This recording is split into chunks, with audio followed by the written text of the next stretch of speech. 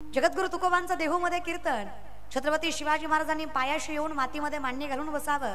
तुकोबारांनी पायाखालचं घोंगडं काढावं आणि सांगावं, राजा हिंदवी स्वराज्याचा धनी आहात, मातीत कुठं बसलायत, घोंगड्यावर बसा. छत्रपतींनी सांगावं, बुवा कळतं आम्हाला, जोपर्यंत आम्ही तुमच्या चरणाशी बसलोय, मातीत बसलोय, तोपर्यंत माती टिकवायचं बळ या मनगटात आहे. ज्या दिवशी आम्ही तुमच्या घोंगडीचा लोभ करू, बराबरी करू, त्या दिवशी आमच्या सिंहासनावर बलता बसल्याशिवाय राहत नाहीये, कळतं आम्हाला. कोणाच्या चरणाशी बसावं आणि कोणाला चरणाशी बसवावं ही ताकद ज्यांच्या विचारांमध्ये होती ना, ते हिंदवी स्वराज्याचं धनी आहेत. उगच आम्ही कीर्तनकार गुणगान गात नाही, उगच संत गुणगान गात नाही.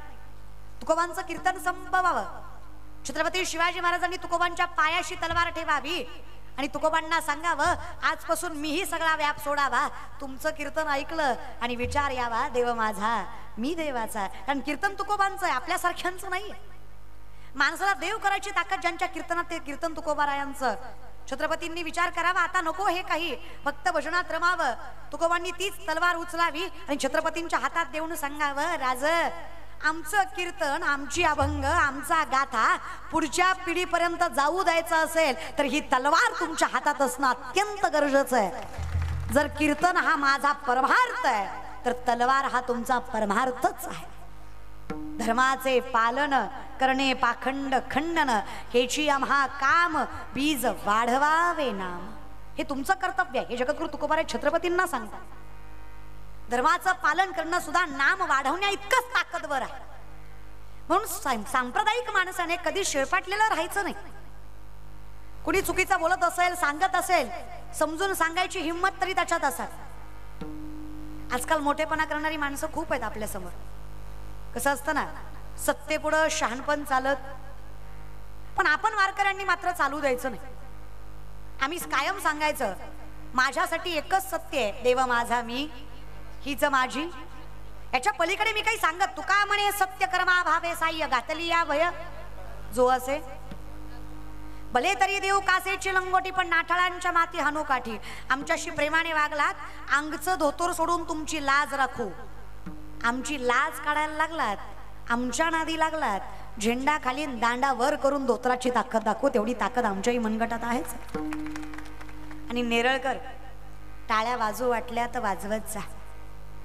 त्याला काही सरकारचा GST नाही, मोफत आहेत वाजवायच्या. कीर्तनाला आलायत म्हणजे मनसोक्त आनंद घ्या, फील द मोमेंट. हे पुन्हा मिळेलच असं नाहीये. बसलाय ती जागा मनोरंजनाचं साधन नाही, तुम्हाला मोक्ष देणाऱ्याची ताकद ज्या व्यासपीठात आहे त्या ठिकाणी बसलायत तुम्ही. आनंद व्यक्त करा. काय झालंय, एका मिनिटाची रील बघून 99% कीर्तन तसंच असतं, या भ्रमावर आलेली माणसं कधी कधी चुकीचं वातावरण घडवतात. कीर्तन आणि विनोद यात जमीन अस्मानचा फरक.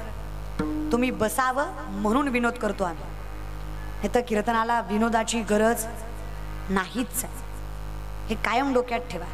कीर्तनकारामुळे कीर्तन कधी मोठं होत नाही, कीर्तनामुळे कीर्तनकार मोठा झाल्याशिवाय राहत नाही. ताकद कीर्तनात असते, व्यक्तिमत्वात नाही.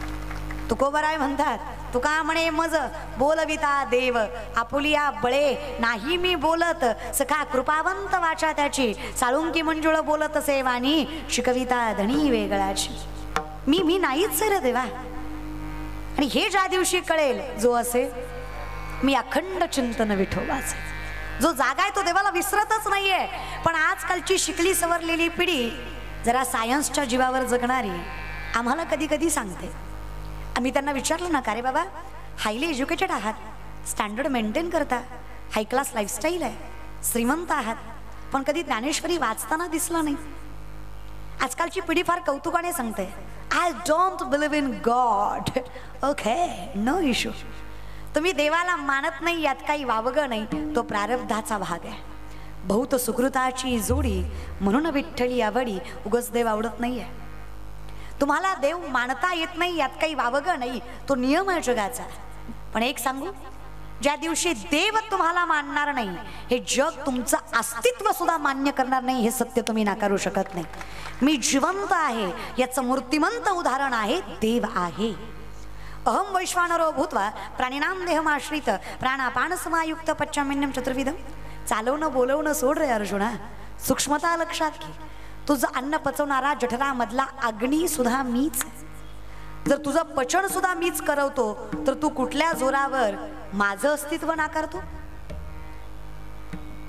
बिकॉज ऑफ रॉंग एज्युकेशन, चुकीचं शिक्षण.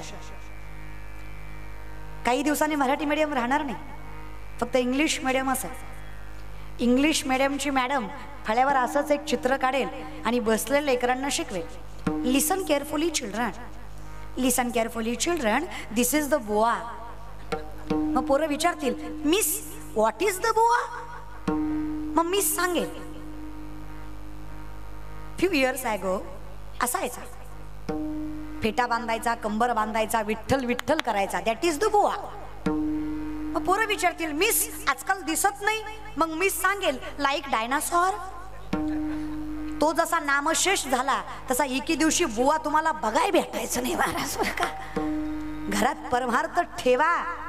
आणि काय आपण पुढच्या पिढीला ज्ञान सांगणार जर आपल्याकडे परमार्थाचं सामर्थ्य नाहीये? हा, आता ही म्हातारी माणसं फक्त म्हणतात, पोरं वाया गेली, पोरं वाया गेली, पोरं वाया गेली. अरे पण का गेली? बिडी फुकू फुकू तुमची थोबाडा आत गेली म्हणून पोरं वाया गेली. उगाच थोडी गेली. जीव म्हातारा झाला, आपला दिसत नाही आपल्याला, तरी मंदिरात बसून तुम्ही भजन करत नाही, पत्ते चालता. ब्रह्मचारी मारुतीला राणी दाखवता, तुम्ही गुणाचे. फक्त पोरच वाया गेली. हा, अरे मी कौतुक करते पिढीचं. या एज्युकेटेड पिढी आजकालची तर्क वितर्क लावते, हो की नाही याचा विषयाचा विचार करते. आणि मला भान आहे मी काय बोलतेय त्याचं.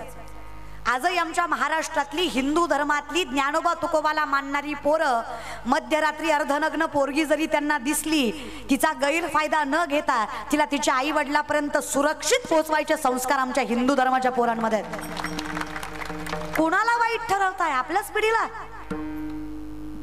80% सत्य महाराष्ट्रातले पोरांच्या जीवावर होतात. पंक्ती वाढण्यापासून, टाळ घेण्यापासून, पत्रवाळ्या उचलण्यापासून, मंदिरं साफ करण्यापासून सगळं पोरं करतात. विनाचे पहारे सुद्धा पोरच करतात. हे कधी करतात पोरं? जेव्हा त्यांचा बाप परमार्थात असतो. उगाच नाही करत. हे कायम लक्षात ठेवा. माझं वर्णन नाहीये, ज्ञानियांचं ज्ञानी ज्ञानेश्वरी मध्ये सांगतात, तशी जसेची वाट न पाहता वैसेची गावा न येता बाळपणीच सर्वज्ञता वरीत याते.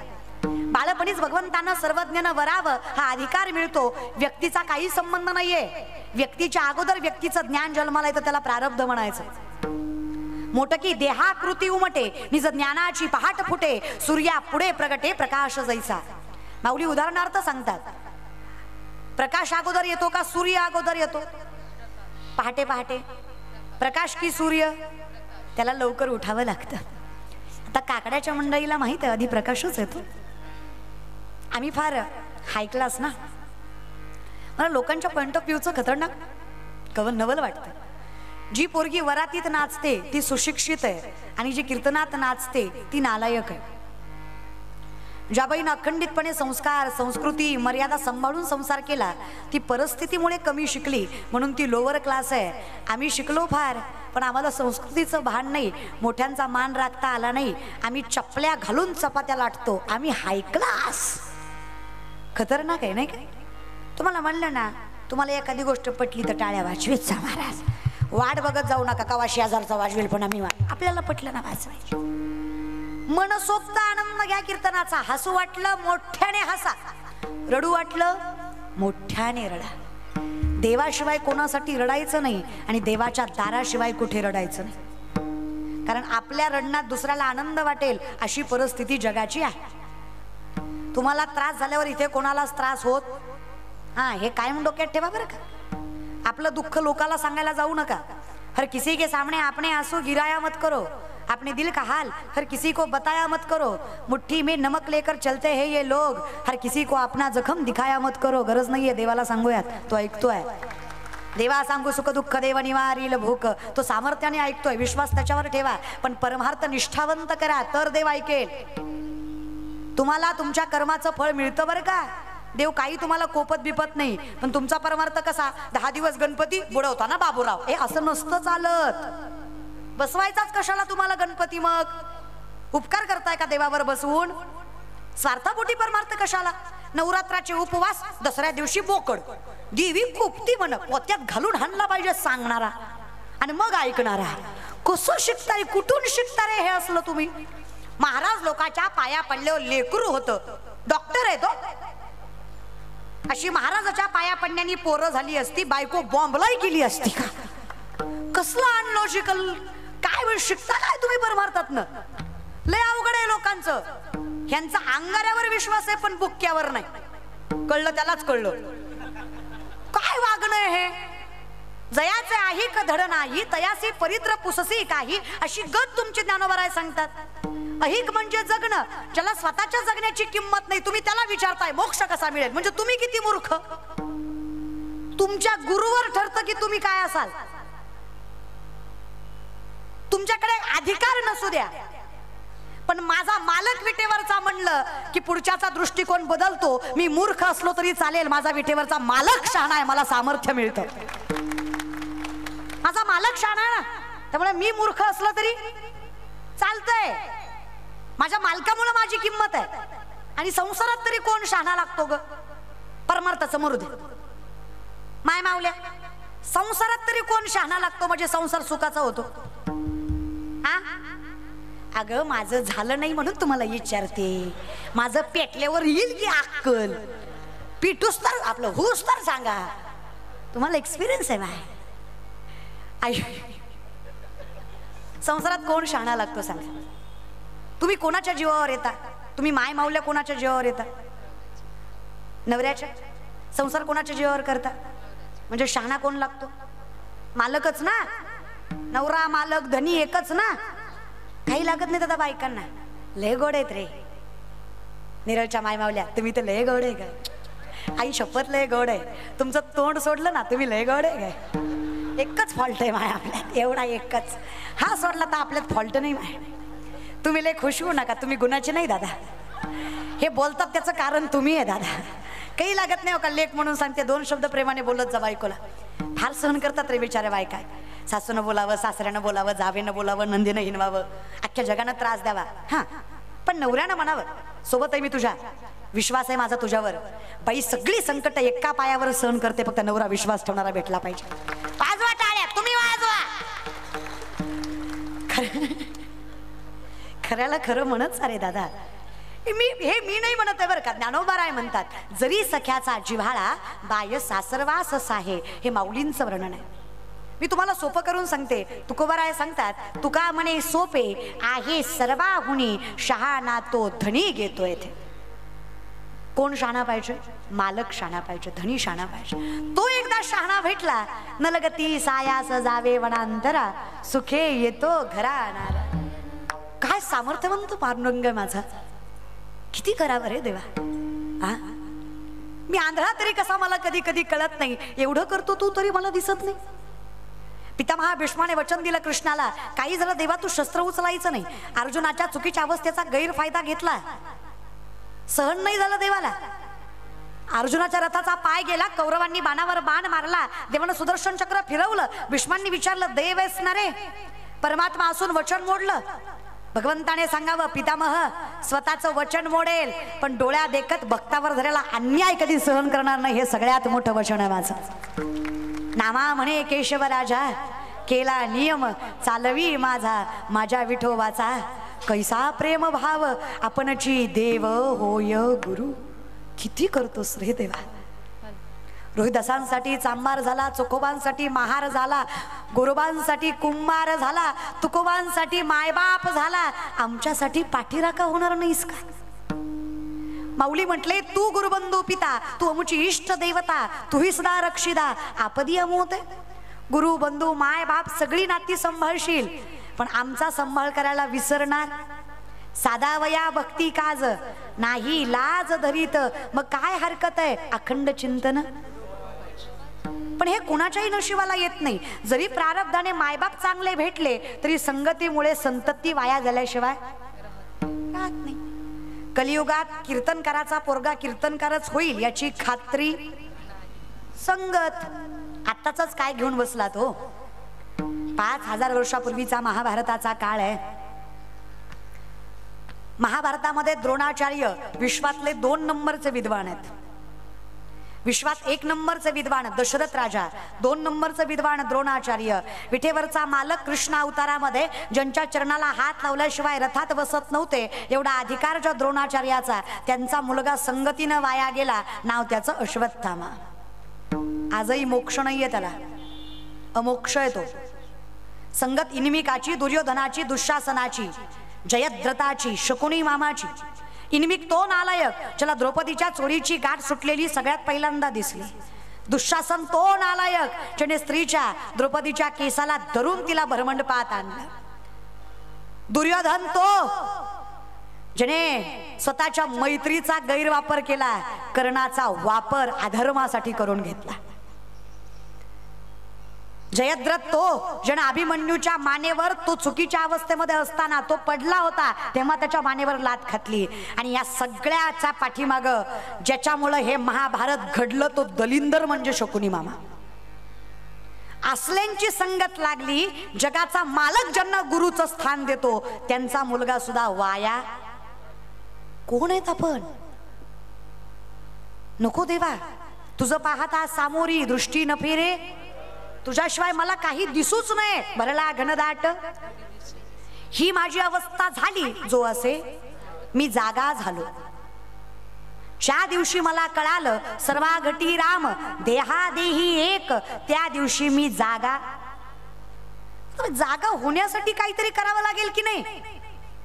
अखंड चिंतन. जागा व्हायचं लक्षणही तेच आहे आणि जागण व्हायचं साधनही तेच. काय करावं? जमेल तसा परमार्थ, कायिक वाचिक मानसिक, कुठल्याही रूपात देव दिसावा.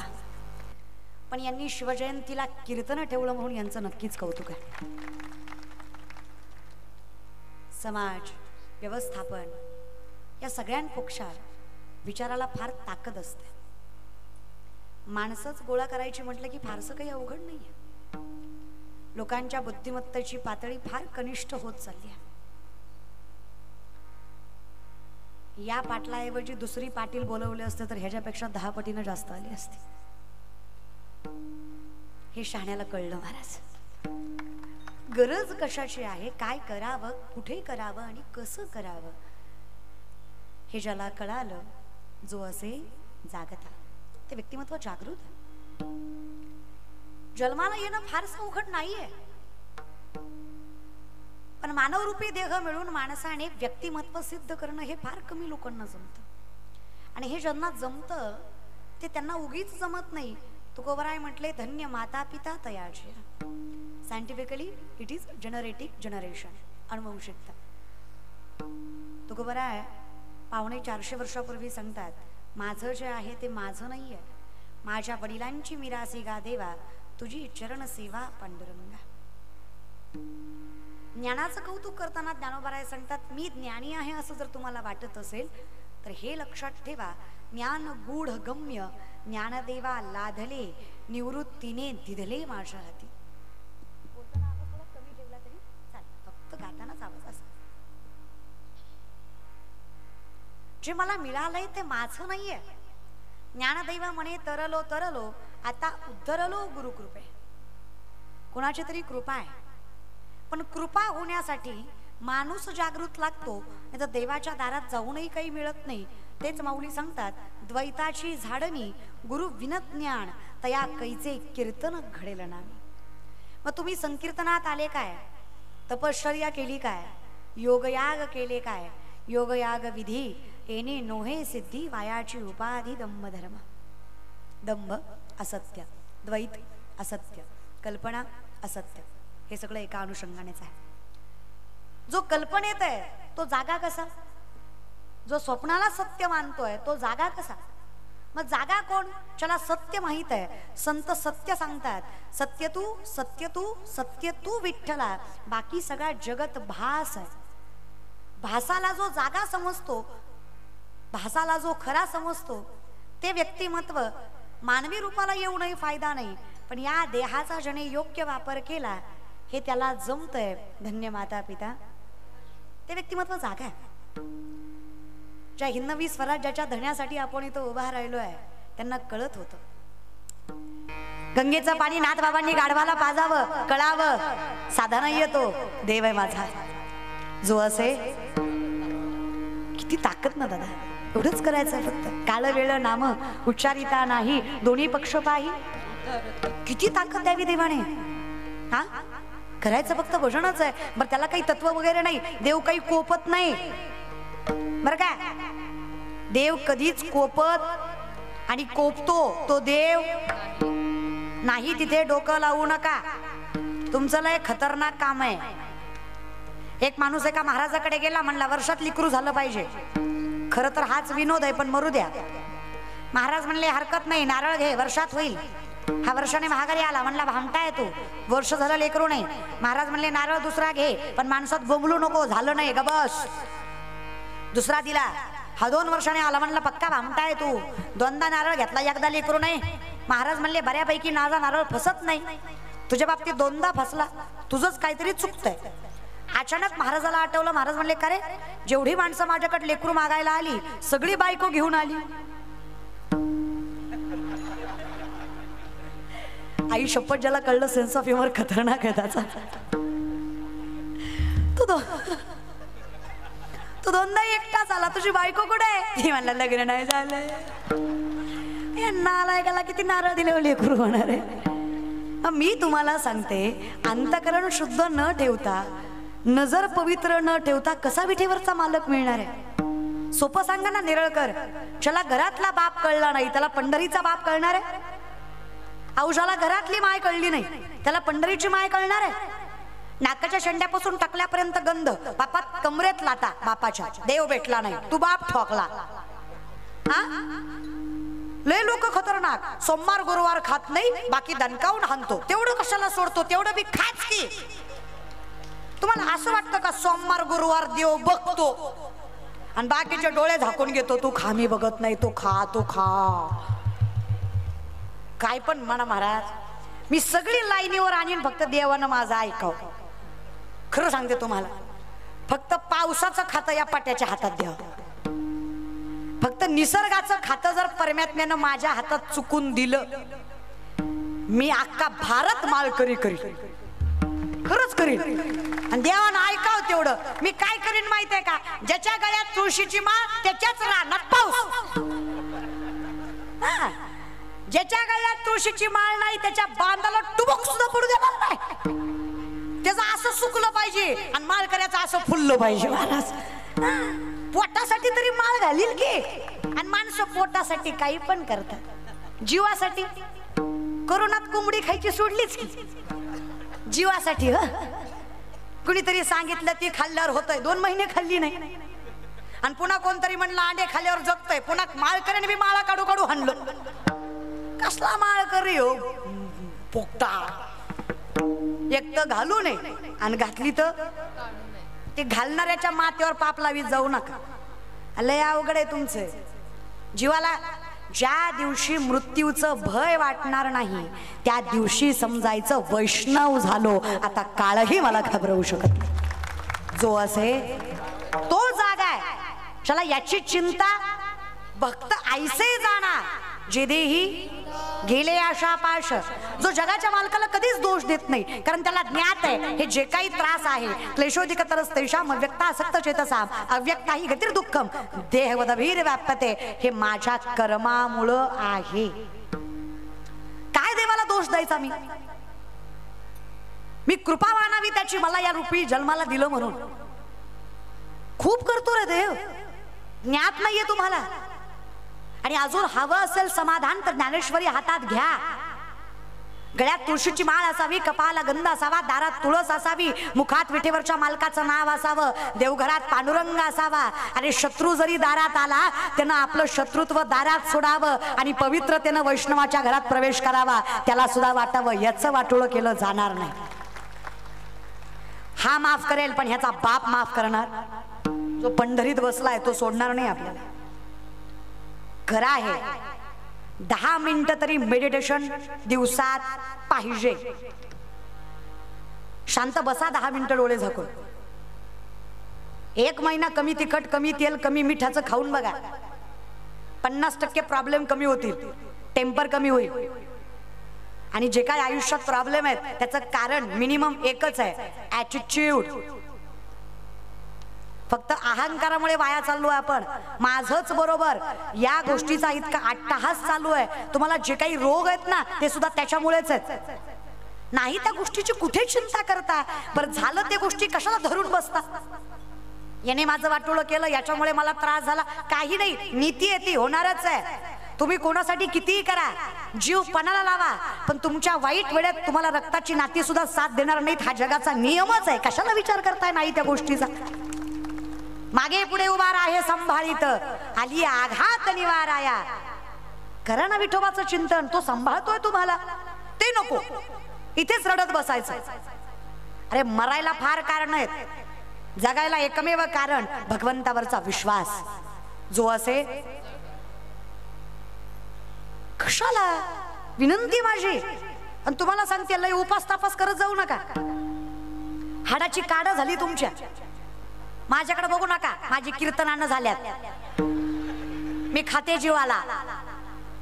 हा ना, मला काय काय बायका तोंडावर म्हणतात, तुम्ही टीव्हीत लय चांगल्या दिसत्या, समोर लय किरकोळ आहे. अगं ती टीव्ही आहे, तिथं बऱ्यापैकी खोटच असतंय. आणि जेवढी काही सोशलवर माझी माहिती आहे सगळी खोटी आहे बरं का. 1% सुद्धा काही खरं नाहीये त्याच्यात. जन्मात तारखेपासून सगळं खोट आहे आणि खरंच काही खरं नसतं. पण हे कलियुग असं आहे, इथं 4 माणसं एकच खोटं बोलली की खोटं सुद्धा खरं होतंय. मी नाही, चाणक्य सांगतात. चुकून 5वा खरं बोलला तर 4 मिळून खोटं ठरवते ती. तुम्ही कमेंट सेक्शन बघत जा कुठल्याही व्हिडिओचं. पहिली कमेंट चांगली असेल की बाकीच्या 10 चांगल्याच असतात. पहिली बॅड असली बाकीच्या 10. लोक स्वतःचं मत मांडतच नाही, बघ्याचं काम आहे फक्त लोकांचं. मी पण कोणाकडनं सत्याची अपेक्षा ठेवते. आपलं कसं आहे, यहाँ कोई मरे वोटों के लिए तो कोई मरे नोटों के लिए. यहाँ कोई मरे वोटों के लिए तो कोई मरे नोटों के लिए. भगत सिंह सुखदेव भी सोचते होंगे हम भी मरे किन हरामजादों के लिए. मायला मेलो तर कोणासाठी, ज्यांच्यासाठी मेलो त्यांना तीळ मात्र कदर नाही. हे तिरंगे तरी काही चांगल्या माणसाच्या हाताने फडकवतात का सांगा. 15 ऑगस्ट 26 जानेवारीला तिरंगा पैशावाल्याच्या हाताने फडकवला. सत्ता ज्याच्याकडे त्याच्या हाताने. काय किंमत आहे आमच्या सारख्याला तिरंग्याची. खूप ताकद असते माय तुमच्या. कुळी कन्या मग पुत्र. एकदा एक वैष्णव जन्माला आला की कुळानं कुळीचा उद्धार झाल्याशिवाय.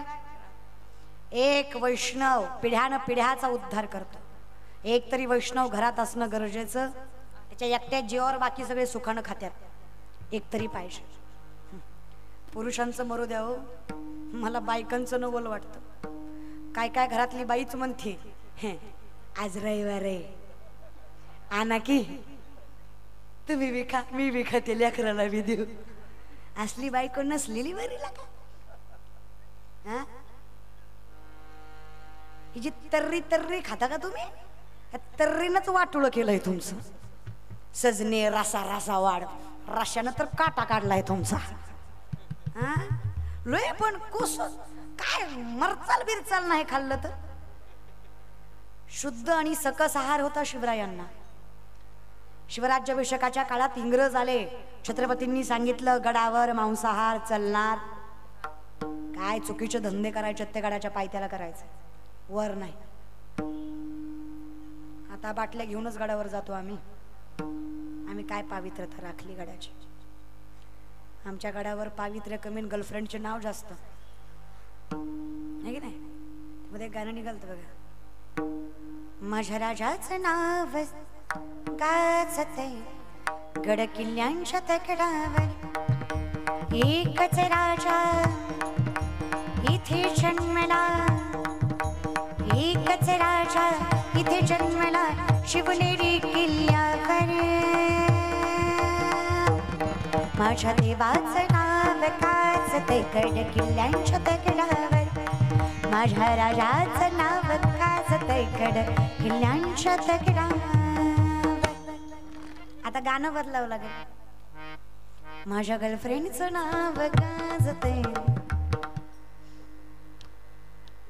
ओके सुशील वसे सुशीला, तिला घाल चुलीला.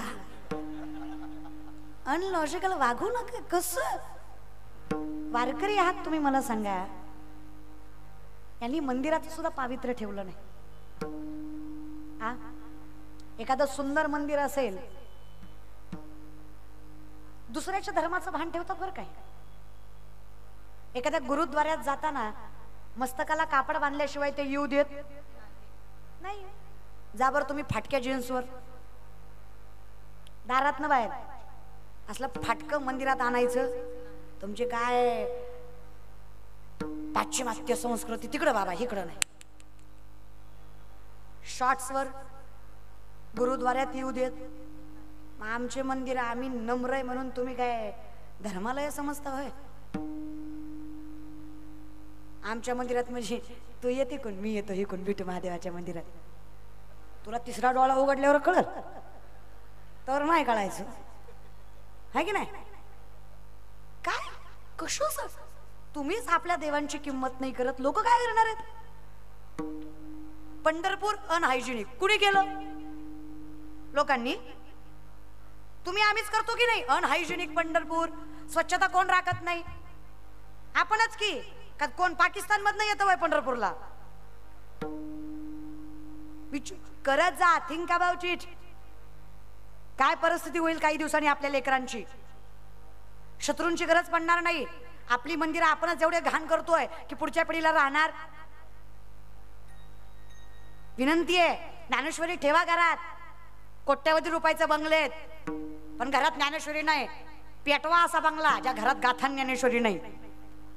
कौतुक वाटतं मला त्या कुटुंबाचं, जिथे अखंडित ज्ञानेश्वरीचं वाचन केलं जातं, जिथे अखंडित हरिपाठाचं चिंतन केलं जातं, त्याच्या पोराच्या कपाळाला गंध आहे आणि गळ्यात माळ आहे. त्याच्यासारखं वैभव दुसरं नाही. काय वाटतं तुम्हाला?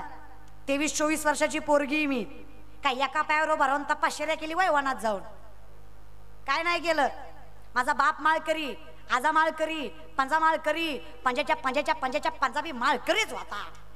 त्याच्यामुळं कीर्तनकार आहे आम्ही. आम्हाला ज्ञानेश्वरी हातात घ्यायची गरज पडली नाही. आमचं रडणंच ज्ञानेश्वरीमुळे बंद व्हायचं. 7 दिवसातले 6 दिवस घरात भजन व्हायचं आणि 1 दिवस कीर्तन. तुमची लेकरं कसं पिक्चरचं ऍक्टिंग करून दाखवतात, तसं आम्ही कीर्तन उभा राहून करून दाखवायचो. घरात तेवढंच होतं जे बघायचो ते. वयाच्या 5व्या वर्षी पहिलं कीर्तन केलं. मी कीर्तन करते त्याला 18-19 वर्ष झाली. हे काय आत्ता नाही आलं आमच्याकडे. लोकांना फक्त प्रसिद्धीचा काळ दिसतो, स्ट्रगल दिसत नाही. लय अवघड आहे लोकांचं. मग लोक त्यात बी म्हणतात तुम्ही काय फुकाट करता का? आणि का करा? 3 गाणी वाजवायला तुम्ही लाखभर रुपये देता, आम्ही का फुकाट करा? मग आम्हाला काही कष्ट नाही. बरं मी म्हणते, मला माफ करा माझ्या शब्दांना, तुम्ही त्यांना कधी विचारलं का तुम्ही एवढे पैसे घेता करता काय? तसं आम्हाला विचारा, आम्ही उत्तर देतो. विचारा मला आम्ही काय करतो त्याचं. आम्ही सामर्थ्यानं सांगतो त्याचं काय करतो ते. 1 रुपया कोणाची देणगी न घेता, हाताला कधी पावती पुस्तकाचा स्पर्श न लावता, ना अनुदान, ना सरकार, ना ट्रस्ट, फक्त या कीर्तनाच्या मानधनावर स्वतःची शिक्षण संस्था आहे माझी, ज्यात पोरी सांभाळते मी. आज 70 पोरी आहेत माझ्याकडे. खाणं पिणं राहणं सगळं आम्ही करतो. माझं स्वतःचं घर पत्र्याचं आहे, पण आपली संस्था आरशीची आहे, बघण्यासारखी आहे. कधी आला तर नक्की या बार्शीला. सोलापूर जिल्ह्यात बार्शी गाव आहे, तालुका आहे, सबस्ट्रिक्ट आहे. आणि फक्त स्पिरिच्युअल शिक्षण नाही, एज्युकेशन सुद्धा. CBSE, SSC, semi English, Marathi medium, English medium सगळं शिकवतो आम्ही. प्लस कीर्तन, गायन, पेटी वादन, विष्णुस्त्रनाम, गीता, ज्ञानेश्वरी, हरिपाठ, काकडा, शास्त्र, वेद, उपनिषद, विचारसागर सगळं शिकवतो आम्ही. माझे गुरुवरे दत्ता महाराज ओके वेदांताचे महारथी आहेत. संहिता ते देतात, संत चरित्र मी घेते, गायन वैरू गुरुजी, पखावाज माऊली महाराज. महाराज लोक वाईट नसतात, कधी कधी वाईट लोक महाराज होतात. पण एखादी चुकीची वेब सिरीज बघितली म्हणून वारकरी संप्रदायाकडे नजर वर करून बघायचं नाही. तुम्ही ज्यांना मानता ते वेगळे आणि वारकरी संप्रदाय वेगळा. आम्ही म्हणजे आसोनी जीवे वेगू. आणि माझं मत आहे कुणामुळं कुणालाही दोष द्यायचा नाही. कधीच तुकोबाराय ज्ञानोबाराय म्हणले नाही की बायको करू नका. कुठं बघितलंय का तुम्ही संप्रदायात जिथं लिहिलंय बायको करू नका? आहे का कुठं? करा. स्पष्ट भाषेत सांगायचं म्हणलं ब्रह्मचारी राहून खोड्या करण्यापेक्षा बायको करून संसार करा. देव लवकर भेटेल तुम्हाला. नाही ना का इकडं बघ तिकडं बघ, काय गरज नाही. बायको करा, बिंदास करा. हे चुकीचे वेब सिरीज बघतात आणि आपल्याला त्रास देतात पुन्हा, माहितीये का? हे बघतात ते महाराज चुकीचे बघतात. नाही ते पिक्चर बघायचे आणि देव नाही म्हणायचा. एखादा हिरो म्हणला, अरे जो हिरो त्याच्यात काम करतो तो कुठल्या धर्माचा हे पण बघत जा ना जरा. त्या धर्मात देव मानतच नाही. पण आपण ज्या धर्मात जन्माला आलो, दगडाला देव करायची ताकद ज्याच्यात आहे त्याला हिंदू म्हणायचा. आम्ही कौतुकाने सांगू ना आम्ही देव मानतो म्हणून. आम्हाला अनुभव आहेत ना बाबा, आम्ही कुठं तुमच्या नादी लागावं. हे पैशापुरता गंध लावतात, नाही तर ह्यांना काय गंधाची किंमत आहे? आम्हाला विचारा ना, आम्ही सांगतो. तुळशी माळ, गोपीचंदन, गंधाची किंमत मी तुम्हाला सांगते सायंटिफिकली. भ्रमरंध्र असतं माणसाचं इथं. या दोन बोटाच्या मध्ये म्हणजे या दोन भवयाच्या मधल्या एवढ्या जागेमध्ये गंध लावला तर माणसाची ऊर्जा उत्तेजित होते, माणसाची पॉझिटिव्हिटी वाढते. म्हणून गंध लावायचा असतो. नकारात्मक डोक्यात येत नाही. शरीरामध्ये 72,000 नाड्या, 24 नाड्या प्रधान, 3 नाड्या प्राणवाहक, इडा, पिंगला, सुषुम्ना. यातनं माणसाचा प्राणवायू वाहतो. पूरक, रेचक, कुंभक श्वसनाचे 3 प्रकार. याच्यावर ज्याचा अधिराज्य आहे. 3.5 वेळे बसली कुंडलिनी शक्ती बेंबीच्या देटापासनं षडशस्त्राचं भेदन करत भ्रमरंध्रात जाऊन मिळते. त्यावेळेस माणसाची ऊर्जा उत्तेजित होते. कळल्यावर लावा. हे कळलं की लावा तुम्ही गंध. मी सांगते म्हणून लावा.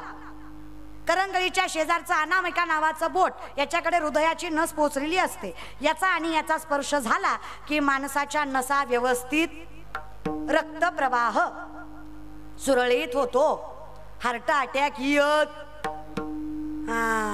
आला तरी मरत.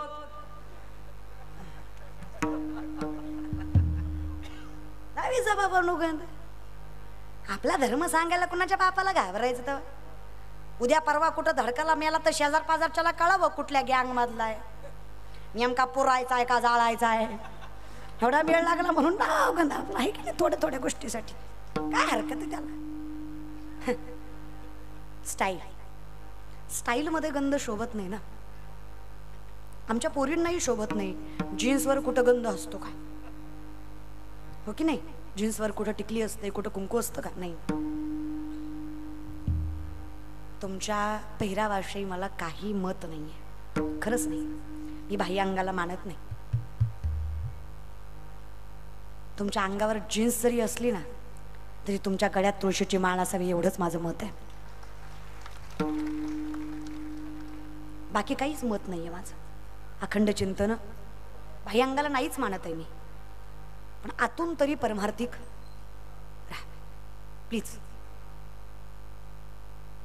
आजची जी परिस्थिती आहे ना, 4 दिवसाच्या प्रेमापोटी तुम्ही ज्या बापाच्या नावाला कलंक लावता त्या बापानं आयुष्य घालवलेलं असतं तुमचं सामर्थ्य टिकवण्यासाठी. हे कीर्तन वगैरे सगळं सोडून द्या. पोरींनो, बहीण म्हणून मैत्रीण म्हणून सांगते, रात्री बेरात्री 12 वाजता कधीतरी उठा, बापाच्या अंथरुणाजवळ जा, त्याचे जिरलेले पाय, सुरकुत्या पडलेला चेहरा बघा आणि विचार करा काय कारण नाही या बापाला एवढं कष्ट करायचे. त्याच्या पोटापुरतं कमवलंय त्याने. तो लढतोय, तो तुमच्यासाठी लढतोय. तुमच्या लग्नासाठी पैसे जमा करतोय, तुमच्या शिक्षणासाठी पैसे जमा करतोय. तुम्ही सुखी राहावं म्हणून तेवढी आटाटोप चालू आहे त्याची. नाही पंढरपूरला जाता आलं काही हरकत नाही. आयुष्यात प्रण एवढाच करा, आकाश ठेंगणं पडेल एवढी प्रगती करेल, पण बापाच्या नावाला माझ्यामुळं कलंक लागेल असं जिंदगीत कधी वागणार नाही. एवढंच कर, काही लागत नाही दुसरं, काही नाही होगा. आणि तुम्हालाही सांगतो पोरांनो, शिवरायांचे लेकर आहेत आपण. असा चौकात बसला, हे कोण आली बघ, ती कोण गेली बघ, माझी आली बघ, तुझी गेली बघ, असले धंदे करू नका. मोठे व्हा, बायका तुम्हाला बरोबर भेटत्याल्या. माळ घाला, बायको मी देते तुम्हाला, तुम्ही माळ घाला. हा ना, डोकं लाविता येडे वागायले तरी सुद्धा. हा उग हिला मेसेज कर, तिला मेसेज कर, काही करू नका. कशाला वेळ वाया घालवता, अभ्यास करा. त्या मेसेज मध्ये जेवढा वेळ वाया जातो, तुम्ही कीर्तनात बसून तिला मेसेज करता, थांब कीर्तन चालू आहे झाल्यावर बोलतो. अगं थांब की बाबा, कीर्तन तरी ऐक, पुन्हा कर मेसेज. जिंदगी आहेच की. आणि तुम्हाला लेख म्हणून सांगते, बहीण म्हणून ऐका. हे जे तुम्हाला वाटतं ना प्रेम बिम, या जगात काही खरं नाही. नोकरी सरकारी असली ना, वर्गा किती बी काळा भंगारण किती बी ढोला असू द्या, बायको त्याला नाजुकन गुरीच भेटते. हा, तुम्ही किती good looking, jawline, six pack, handsome, good nature, किती तुमचा चांगला स्वभाव असला ना, आणि असा फुकट वेळ वाया घालवला आणि खिशात दमबडी नसली ना, छपऱ्या पुरीला सुद्धा पुन्हा म्हणावं लागतं, होय म्हण की हो ती माझं बी होय म्हण. अशी अवस्था करून कष्ट करा. मोठे बा, पैशाला कमी बिमी समजू नका. पैशाला लई किंमत आहे. मला मोठा बंगला असावा, दारात गाड्या असाव्या, तरी दारात तुळस असावी, तरी मुखात विठ्ठलाचं नाव असावं, आणि जगाला ओरडून सांगावं या श्रीमंतीपेक्षा माळेची श्रीमंती मोठी वाटते, तेव्हा कुठं लोक ऐकतात. ही जी म्हण आहे ना, डोंट जज बुक बाय कवर, ही कलियुगात लागू होत नाही. इट्स ॲब्सोल्युटली बुक जज बाय कवर. तुमच्या प्रेझेंटेशनवरच तुमचा क्रायटेरिया ठरवला जातो. इथं महाराज सुद्धा फॉर्च्युनर मध्ये आला तर हुशार आहे, चलत आल्यावर महाराज बी मूर्खच आहे. महाराजाला सुद्धा प्रेझेंटेशन मेंटेन करावं लागतं, तेव्हा लोक किंमत देतात. लोक गाडी बघून महाराजाची किंमत ठरवतात. हप्ते भरून का गाड्या घेणं होय ना, पण घ्याव्या लागतात. कुठं जाता? अरे अवघड आहे. कुठे खरं खोटं काय राहिलं ना या जगात. विनंती माझी, पैसे कमवीत जा. आणि संत गरीब, कुठलेच संत गरीब नव्हते. ज्या जगत तुकोबांचा अभंग घेतलाय मी, ते देहूचे तुकोबा, देहूतले सगळ्यात मोठे सावकार होते. 65 लाखाची सावकारकी होती. आत्ताच नाही, 450 वर्षापूर्वी. आत्ताचा लाख म्हणजे तवाचा रुपया, अशा हिशोबानं 65 लाख. 25 बैलगाड्या तुकोबांनी कर्जपत्राच्या इंद्रायणीत बुडवल्या होत्या. फक्त तुकोबाच्या वाटणीचे 2 भाऊ बाकी आहेत अजून. किती बैलगाड्या? 25. या जगातले शेतकऱ्यांचं कर्ज माफ करणारे पहिले महापुरुष जगद्गुरु तुकोबाराय, तो श्रीमंत वारकरी संप्रदाय. नाथबाबांच्या घरी आलेला पाहुणा सोन्याच्या ताटातून चांदीच्या वाटीत जेवत होता. अशी हजारो माणसं कीर्तनाला यायची. नाथबाबा आलेल्या माणसाला धनधान्य पैसा द्यायचे. नामदेवरायची बायको राजाई 2.5 क्विंटल सोन्याच्या पलंगावर झोपायची. बर का, नेरळच्या माय मावल्या, 350 किलोचा पलंग होता. पलंग, बेड, झोपायला. तरी नवऱ्याला जी शिवाय बोलत नव्हती.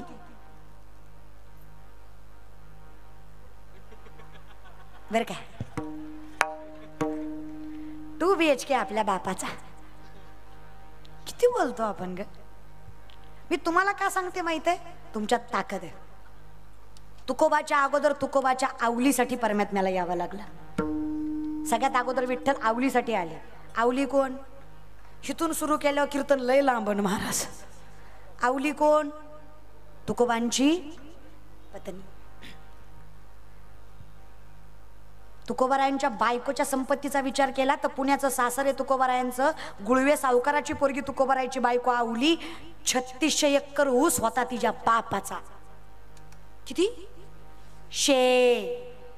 3600 एकर पुण्यात होता. नेरळच्या डोंगरात नव्हता, पुण्यात. 1425 माणसं वन टाइम हाताखाली बापाच्या. तरी नवऱ्याच्या घरी मिठासोबत भाकरी खायची. काय मन मोठं असन. आणि पहिली बायको नव्हती, दुसरी होती. 2 बायका होत्या तुकोबाला. लय हौसनं ऐकू नका, त्यांनी काय हौसनं केल्या नाही त्या. पहिली केली, तिला बाळ होत नाही म्हणून आई बापांना हट्टा खातर दुसरी करायला लावली. पहिल्या बायकोचं नाव रखमा. तिला बाळ होय ना म्हणून आई बापानं दुसरी करायला लावली. तिचं नाव जिजाबाई, टोपण नाव आवली. पण देवाचं गणित इतकं बेकार. तुकोबानं दुसरी बायको केली आणि दुसरीच्या अगोदर पहिलीलाच लेकरू झालं. देव बी असला खतरनाक महाराज.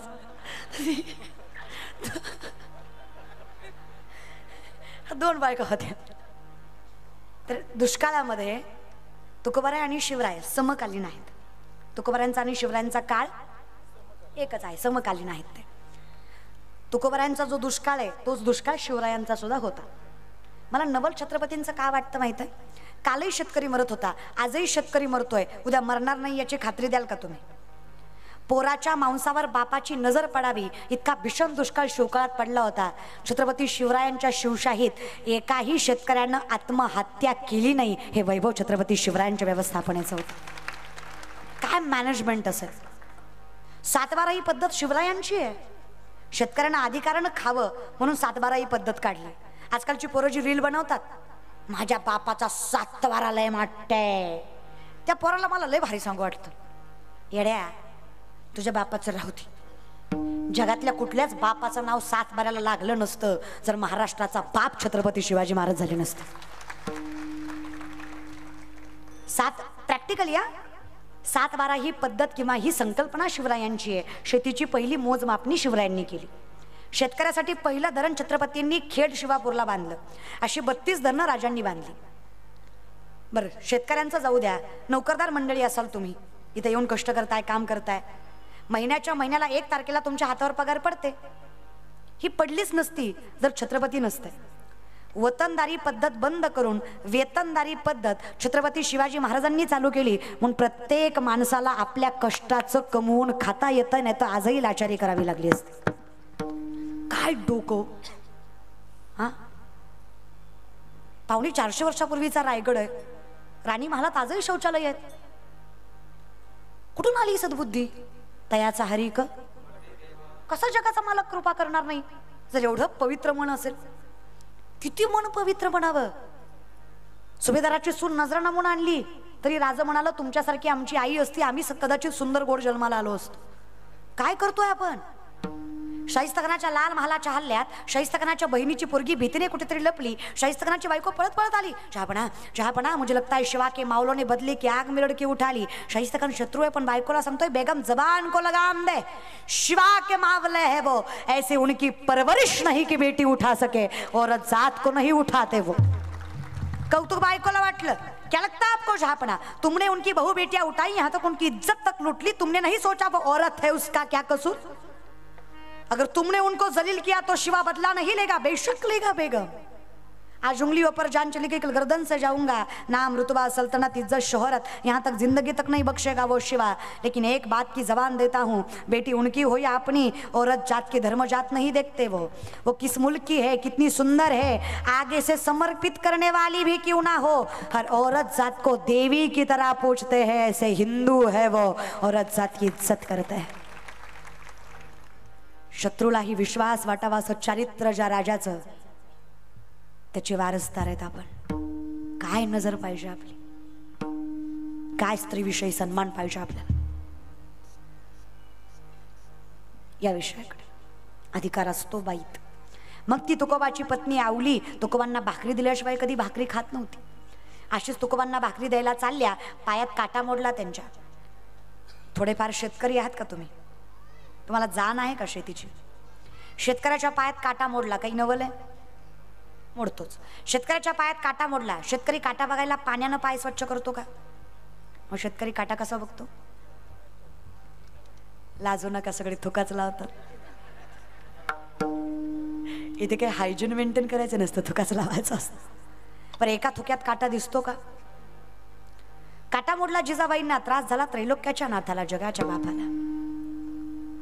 खूप सेवा करतो. 2 मिनिटाचं नामस्मरण चेहऱ्यावर एवढा आनंद देत असेल तर आयुष्यभर विठोबाचं चिंतन जगाच्या मालकाची कृपा घरावर करू देणार नाही का?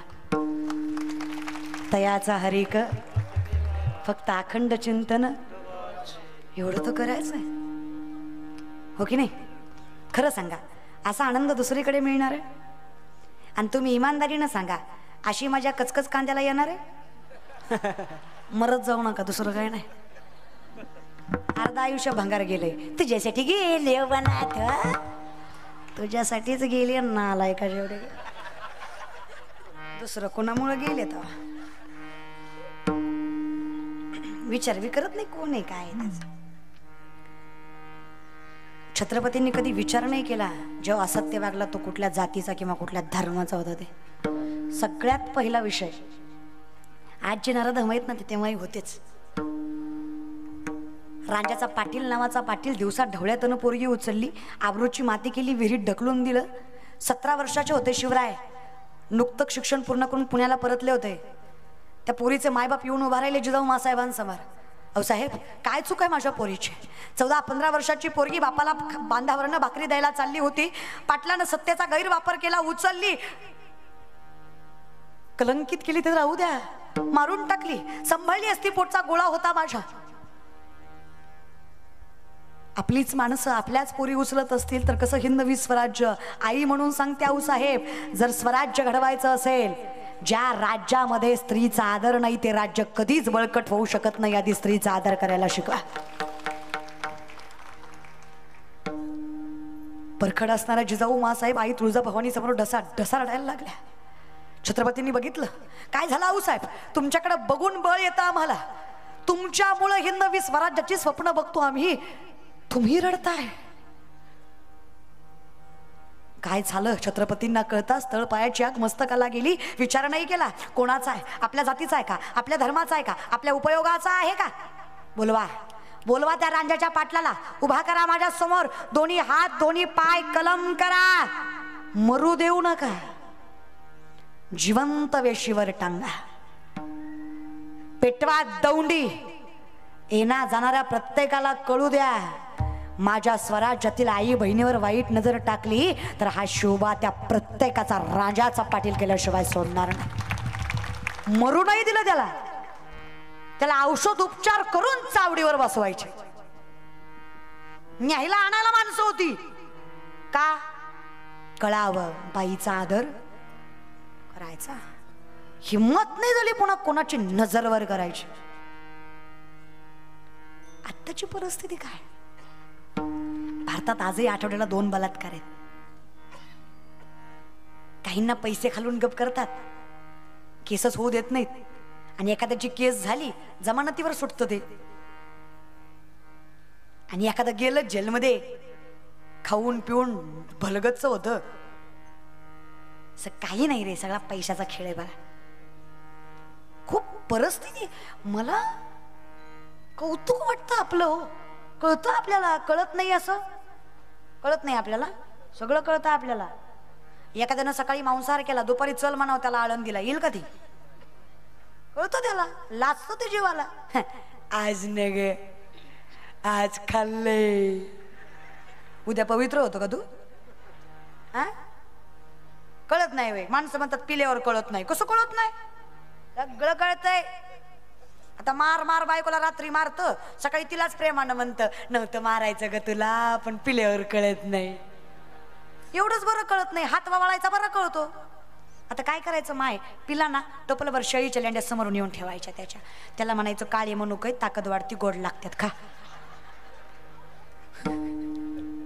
कळत नाही त्याला, खाईल का? अगं किती बी टाकलेली असू दे तेवढ्या धुंदीत म्हणेन येडाय का मी, नाटक करतय ती, सगळं कळतंय त्याला. आणि ते डोक्यातलं काढा, इंजेक्शन औषधानं दारू सुटत. अशी इंजेक्शननं दारू सुटली असती तर महाराष्ट्राच्या बायकांनी मंगळसूत्र ऐकलं असतं, पण इंजेक्शन आणलं असतं आणि त्या पिदाड्याला झोपीतच दिलं असतं. गे जनावरात दलिंदरा, गे वाटोळ केलं माझ्या जिंदगीच, गे आई शपथ दिलं असतं. जोपर्यंत मनावर ताबा नाही तोपर्यंत देवाची आवड लागत नाही, जोपर्यंत देवाची आवड लागत नाही तोपर्यंत व्यसन. कारण जोपर्यंत हित येत नाही तोवर जागे होत नाही, जोवर जागे होत नाही तोवर देव जाग कसं व्हायचं बरं? आज अख्खा महाराष्ट्र आमच्या चरणावर मस्तक ठेवतो का? तर आम्ही त्यांच्या चरणावर मस्तक ठेवलं. तयाचा हरिक आम्ही घालून या भार राहिलो, निर्विले संती. आम्ही विचार केला नव्हता एवढं देवानं दिलं. पतवार के बिना ही मेरी नाव चल रही है, हैरान है जमाना मंजिल भी मिल रही है, करता नहीं हूँ कुछ भी फिर भी नाम हो रहा है, मेरा आपकी कृपा से ये काम हो रहा है. काहीच करत नाहीये मी, तो करतोय, नाव माझं होतंय. काय ताकद आहे तयाचा हरिक. पण याच्यासाठी होती जे एक तरी पाहिजे, सात्विक, सत्याचं आचरण करणारे, उपकार करून उपकार न ठेवणारे, आणि अखंड विठोबाचं सात्विक. तद्दानम सात्विकम श्रुत. कुणाला सात्विक म्हणावं? या ज्ञान भक्ती सहज बघतो एक वटला मज तोची मीही केवळ तुझं श्रुतही आहे. तुझ्या दारी आलो आणि कळलं तू कोण आहे, तू कोण आहे कळल्यावर कळलं मी कोण आहे, मी कोण आहे कळल्यावर कळलं तू आणि मी वेगळा नाही आहे. आम्हात या परस्परे एका नामाचीच. हे ज्याला ज्ञात आहे तो देवाशिवाय कुठे जात नाही, तो सात्विक आहे, तो एकमेव असला तरी अखंड कुळाचा उद्धार आहे एकाच्या जोरावर. पण हे होतं कधी? अखंड चिंतन. पण खरं खोटं कळणार कसं? गीता भागवत. काय करायचं काही नाही करायचं समजून घ्यायचं असेल ज्ञानेश्वरी गाथा हातात पाहिजे. हे ज्याला जमलं, विठोबाचं चिंतन ज्याने केलं, विठेवरचा मालक ज्यांच्या चरणावर मस्तक ठेवतो ते तुकोबाराय म्हणले, माझं भाग्य असेल असं वैष्णव माझ्या सेवेत आला तर मला त्याची सेवा करता यावी एवढं माझं कोणाचं. तुकोबाराय साधं व्यक्तिमत्व नाही. ज्या मातीहून चालावी ती माती विठ्ठल म्हणते, ज्या दगडाला हात लावावा तो दगड पांडुरंग होतो, ज्या माणसाकडे बघावं तो माणूस विठ्ठलमय होतो. तुकोबाराय कीर्तन करायला लागले ना, पुणे जिल्ह्यात मेलेला मुलगा उभा राहून भजन करतो एवढी ताकद ज्यांच्या शब्दात, त्यांना जगद्गुरु तुकोबा म्हणायचं. ते तुकोबाराय म्हणतात माझं भाग्य असेल मला त्याची सेवा करता आली. कोणाची? अखंड चिंतन. त्याच्या मुखात विठोबाचं चिंतन आहे, काही कमी करत नाही. त्या जी तुकोबाची पत्नी तिच्या पायात काटा मोडला, त्रास विठेवरच्या मालकाला झाला. लक्षात आहे ना? ठेवीचा इष्टी चहा पाण्याला थांबत असते, गाव येऊस तर सोडायची नसते. हा, लक्षात ठेवायचं असतं. मग काय, विठेवरचा मालक आला, पाठीमागे धावतोय जिजाबाईंच्या. थांबा म्हणे जिजा, काटा रुतला तुम्हाला. विठ्ठला कळतंय किंवा आम्हाला, पण कसं सांगू तुम्हाला, माझ्या पायातल्या काट्यापेक्षा माझ्या तुकोबाच्या पोटाची भूक जास्त बोचते मला. आधी ती भागवते मग येते दर्शनाला. विठेवरच्या मालकाला थांबवलंय, साधा नाही येतो. त्याचं दर्शन व्हावं म्हणून ऋषी मुनी तपस्वी हजारो वर्ष झाडाला उलट टांगून तपश्चर्या करतात. जिवंतपणी त्यांचं हाडमांस प्राणी पक्षी खाऊन जातात तरी त्यांना भान नाही, आणि एवढं करूनही देव मिळेल याची खात्री. असा अशक्य परमात्मा हिच्यासाठी थांबला. हिचा पाय स्वतःच्या हातात घेऊन काटा दिसतो का पाहायला? काय भाग्य असेल त्या मायमाऊलीचं. थुका लावून काटा दिसतो का पाहायला? देवाला बी एका थोक्यात दिसला नसावा, त्यांनी बी 2-4 वेळा लावला. सरपंचाला नाही पण सरपंचिनीला लईच झोंबलं. पंढरपूरची तुमची नाही महाराज, मला तिकडलीच माहिती. फक्त आमच्यासाठी एकच सरपंच आणि एकच सरपंच नाही, पांडुरंग आणि रखमाई. रागाला रखमाईला का हो म्हणे विठ्ठला, मुंगीच्या पायातल्या पैंजनातल्या घोंगराचा आवाज ऐकू येतो तुम्हाला? विश्वोत्पत्त्या दिहेत वे एवढा अधिकार तुमचा. गेली तासभर झालं थुका लावताय, काटा दिसना वाईट तुम्हाला. एवढं तुम्हालाही कळतं की नेरळकर, देवाला काटा बघायला थुका लावायची गरज? मग का हो वागतं असं विठ्ठला? काय वाटतं रखमा तुम्हाला? काटा रुतवणारे ही आम्हीच आहे आणि काटा काढणारे आम्हीच आहे. तुकोबा 4 धंगिनी आहेत त्या. तुळशीपत्र ठेवलं तुकोबानी संसारावर. बायको लेकर अन्न अन्न करून मेली तरी विचारलं नाही मी एवढं भजन करून मला काय दिलंस. एवढा विश्वास ज्याचा माझ्यावर, आणि अशा नवऱ्याचा संसार ज्या बाईनं सांभाळला, काय सामर्थ्य तिचं. तिच्या पायाची धूळ माझ्या मुखाला लागावी म्हणून एवढा अट्टहास केला, नाही तर काय गरज आहे सांग बरं मला? करा विचार. नेरळकर, जिजाबाईचा काटा विठ्ठलानं काढला, तुमचा आमचा काटा लोकांनीच काढला. आपल्याला भावकीच पुरेशी का? आता एवढा जरी सुंदर कीर्तन सोहळा केला तरी अख्खं गाव चांगलं म्हणत नसते. 2-4 तरी खौट बोलणारच की म्हणा त्याचं काय असतंय, लोकाचंच खायचं लोकालाच द्यायचं. कोणी म्हणलं की नाही? पोरांनी शिवजयंतीला शिवलीलाताई पाटलाचं कीर्तन ठेवलं, काय सुंदर केलं. तरी 2-4 म्हणणार ठेवलंय पण ती येईल का? म्हणजे येऊस तर पोटात गोळा, काय खरंच आहे का? जीव जाईल की त्या ठेवणाऱ्याचा? जगू द्या जरे माणसं. नाही चांगलं बोलता आलं गप्रा ना. हा, कोरोनात मिली ती माणसं, रोगानं मिली. काय संबंध नव्हता रोगाचा, तुमच्या बोलण्यानंच मिली. ती पॉझिटिव्ह आला, त्यानं आपलं धीर भेटावं म्हणून फोन केला. का हो दादा म्हणला पॉझिटिव्ह आलो. हे कोण म्हणला बाबा पॉझिटिव्ह आला? नि मात्र ती रिॲक्शनलाच गार झाला. लय अवघड असतंय बाबा, कुत्रं हाल खात नाही, घरचे सुद्धा मान येत नाही, हॉस्पिटलमध्ये बेड भेटत नाही, आणि एखादं भेटलं तर किडन्या काढू काढू घेते ती, काही मजा नाही, लय अवघड आहे, त्याच्यापेक्षा मेलेलं बरं. सकाळी मेलं ती तिने विचार केला काय जगायचा चान्सच दिसत नाही. उगा सांगण्यात माझे जगला असत ती. कुणामुळं मेलं? नसता फोन केला तर जगलं असतं ती महाराज. त्यानं ज्ञानेश्वरी घेऊन बसला असता का ती जगला. मी तुम्हाला गॅरंटी देते, अशा व्यक्तिमत्वाला हार्ट अटॅक आलाय, बीपीचा त्रास आहे, त्याने ज्ञानेश्वरी वाचायला सुरुवात करा. दिवसातनं 4 तरी ओव्या वाचा. तो व्यक्ती आपत्कालीन मरणाने मरणार नाही, हा विश्वास मी व्यासपीठावर देते. तो नियतकालीन मरणानेच मरणार. लल्लाटी जे लिहिले न पुसेगा. कारण सांभाळणारा आम्ही नाही आहोत, सांभाळणारा तयाचा हरिक. पण त्याच्यासाठी पर्याय एकच आहे, मुखात विठोबाचं.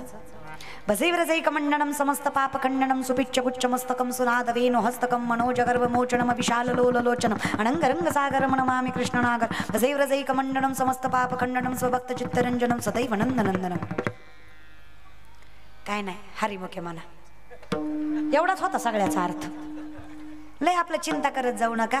हरि उच्चारणी जातील लयासी, नाम संकीर्तन जळतील पापे, चहुवेदी जाण, 18ही पुराण, अखंड चिंतन. काही नाही जमलं तरी चालेल, मुखात त्याचं नाव असावं, जगाच्या मालकानं कृपा करावी, शिवजयंतीला कीर्तन असावं. ही संकल्पना सुद्धा पांडुरंगाच्या कृपेशिवाय शक्य नाही, एवढं मात्र सत्य. अगदी सुंदर नियोजन, गोड वातावरण, उत्कृष्ट व्यवस्थापनेमध्ये हा सोहळा इथे उभा केला.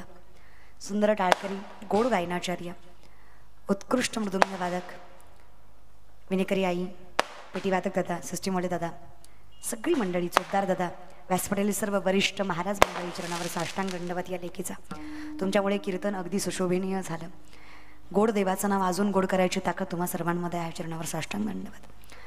शिवनिर्मित असताना मृदंग तांडवासारखी वाजवायची ताकद तुमच्या दोघांच्या बोटामध्ये अशीच वृद्धिंगत हो, परमात्म्याची प्रार्थना. सगळ्यांचे मनस्वी आभार. माझ्यासोबत आलेल्या मुली, भक्ती असेल, अंकिता असेल, गोड कीर्तन करतात, त्यांचेही मनस्वी आभार. उपस्थित तुम्ही सगळे गोड नियोजन केलं. ही सुरुवात आहे. बहीण म्हणून सांगते स्वाभिमानाने, खारीचा ना खारीचा वाटा जसा या संकीर्तनात आहे, तो पंढरीचा मालक त्या प्रत्येकाला वृद्धिंगत केल्याशिवाय सोडणार नाही, ज्याने हा सोहळा उभा केला. कोणालाही देव आवडत, लोक कीर्तन ऐकायला यायचा घाई करत नाहीत, ठेवायचा अवघड आहे. तुम्हाला कीर्तन असावं हे वाटणं या वयात फार मोठं भाग्याचं लक्षण आहे. आणि ही जर सुरुवात असेल तर शेवट फार गोड असणार. मग तुम्हाला सगळ्यांचे मनस्वी आभार. सुंदर नियोजन केलं. तुम्ही एवढे स्तब्ध थांबलात, स्थिर थांबलात. गेली 2.5 तास झालं तुम्ही इथं व्यासपीठासमोर आहात. चरणावर साष्टांग दंडवत तुमच्या.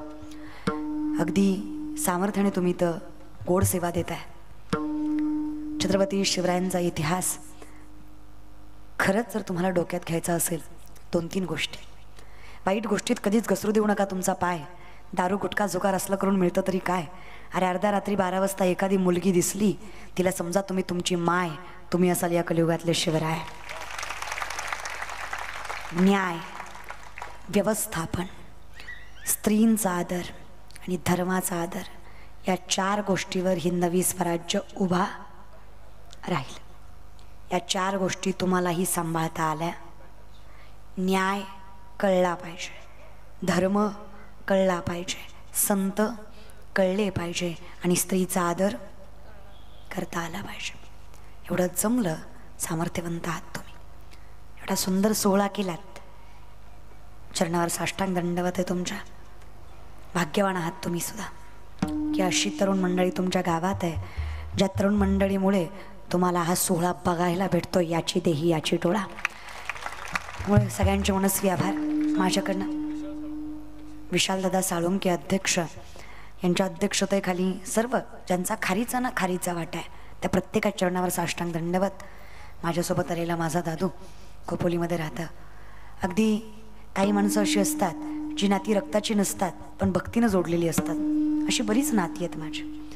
फार कमी लोकांना माझ्या कुटुंबामध्ये स्थान आहे, पण एकमेव असं नातं आहे जे नातं नसताना सुद्धा नात्याच्या पलीकडं करतं. त्याचेसुद्धा मनस्वी आभार. सगळी मंडळी, सगळ्यांच्या चरणावर साष्टांग दंडवत. काही चुकलं असेल तर क्षमस्व. सवेला विराम.